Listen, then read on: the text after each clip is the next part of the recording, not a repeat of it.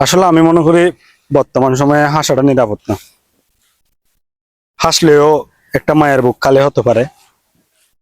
কারণ যে একটা ছেলে দুইটা মেয়ের সামনে হাসছিল, তাকে যে দুইটা ছেলেকে ডেকে এনে যে ছুরিয়াঘাত করেছে, বিষয়টা হচ্ছে অন্য লেভেলের, খুবই খারাপ দিকে।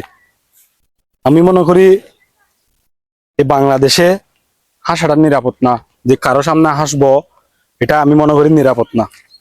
এখন হাসতে গেলে খুবই সতর্কভাবে হাসতে হবে।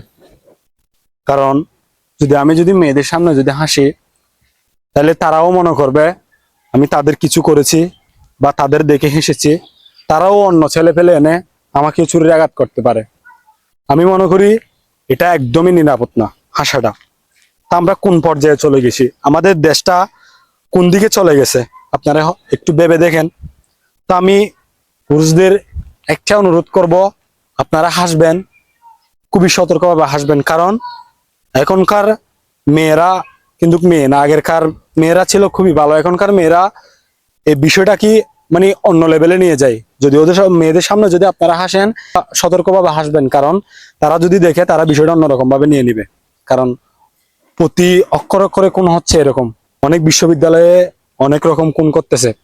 খুনের খুনের সংখ্যা বেড়ে যাচ্ছে দিন দিন। তো দেশ এখন নিরাপদ না। সবাই সুস্থ থাকবেন, ভালো থাকবেন। ধন্যবাদ সবাইকে।